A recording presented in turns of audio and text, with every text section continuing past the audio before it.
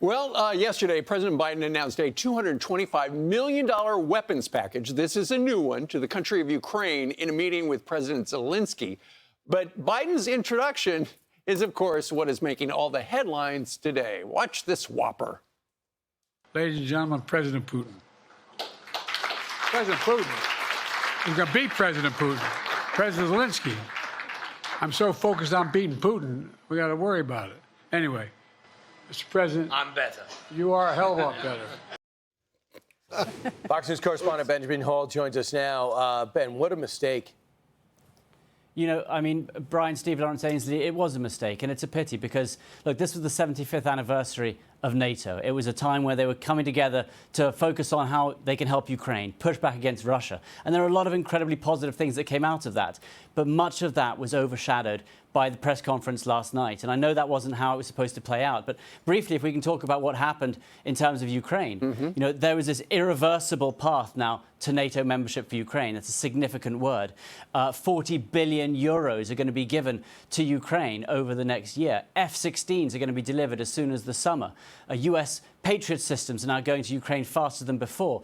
All of these things are really positive moves, and Ukraine is going to benefit greatly from them. But sadly, that has not been the headline that we're hearing about today, and that's been a pity for many of the NATO leaders. Hey, Ben, can I ask you, too, there was one question from the press corps that I thought you might have asked. Can you finally give Ukraine to do what Zelensky's been begging to do and be able to hit the weapons depots and the bases that Moscow is marshaling their attacks on Ukraine from? There are limitations to the weapons and limitations to weapon systems that we're giving to Ukraine. And they are begging Joe Biden to take off the handcuffs, to no avail, apparently. Zelensky has been very, very clear on this. You know, they want to use the ATACMS to fire further into Russia. The bases they can hit at the moment are only the small bases around the Ukrainian border. If they could go further, they could put a halt to so many of these Russian attacks. They could take out airfields, they could take out military depots, but they're not being allowed to do that. And still, that is the question that Zelensky keeps asking for. So, yes, they keep asking for it. They've been given little bit at a time, and Zelensky says the same. They need to be getting more. They need to be getting it faster. Then Brett asked Zelensky, how closely do y'all follow the U.S. presidential election over there? And he said, more than you do, Brett. That's how much our politics matter to them. How much do our politics matter to the new U.K. Prime Minister and people across the pond in the U.K. where you live? Look, what we saw yesterday was the first meeting between the new Prime Minister, Keir Starmer, and President Biden. And that's a really critical moment for a new Prime Minister. You sit down, you talk about the special relationship, you talk about moving forward. But again, that was not the headline we got. The questions going to Keir Starmer were solely, how is President Biden handling this? What was his condition? And it is a pity to see that. And I know Keir Starmer was hoping to talk about more influential topics. But again, that story is overshadowing so many of the things that are happening. And if you look at some of the papers in the UK today, the headlines on every page are about President Biden right now. Joe No was the front cover of The Sun. Biden fumbles his make or break moment. His chance to win over the doubters. He blew it. And it is a pity because NATO leaders look to the US as well for this kind of leadership. And at this point, they don't have it. They're also looking forward to a potential Trump presidency. And so NATO leaders are having to balance this, as is Keir Starmer, the Prime Minister here. How do you prepare for NATO under a president if President Trump was elected, who doesn't have such firm commitments perhaps to the money that's going into it from the US? And so NATO leaders, Keir Starmer, doesn't quite know in which direction to go at the moment. So it's been interesting to watch. And it's hard for European leaders to badmouth either Biden or Trump because they just never know who's going to be the boss.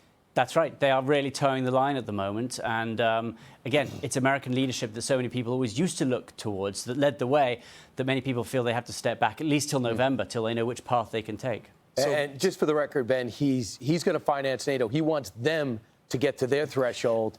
And he likes Zelensky. Absolutely. And yeah. Brian, if you see some of the defence spending going on in the EU at the moment, it is rising increasingly. If you look at how much went into NATO under the last Trump presidency, it increased dramatically. And Jens Stoltenberg, the departing head of NATO, said exactly the same. He said, what we are suddenly seeing is a huge increase in the defence industries in the EU. And that's exactly, I think, where President Trump stands. So Ben, we hear from our audience all the time. What's the update on Ben? How's life for him? How is he recovering? Dude, it looks like nothing ever happened to you.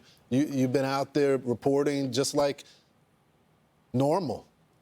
Yeah, I mean, look, one of my goals was always to get back to work. Look, I had a surgery about a month ago, had some of the remaining part of my left foot taken out, and I've been in a wheelchair for a while, but this is my first day back at the London Bureau, and I'm a strong believer that no matter when you are held back, if something knocks you down, you go away, you deal with it, and you keep coming back. And this is the place I want to be. It's reporting, it's telling the news, and speaking to you guys. So, look, there's been a bit of a journey the last month or so, but we're going to keep telling stories. That's what I want to do, and, you know, it's hopefully our viewers want it as well. It's great you're back at your desk in the London Bureau. I would imagine you have several hundred voicemail messages on your phone because you've been gone for a while.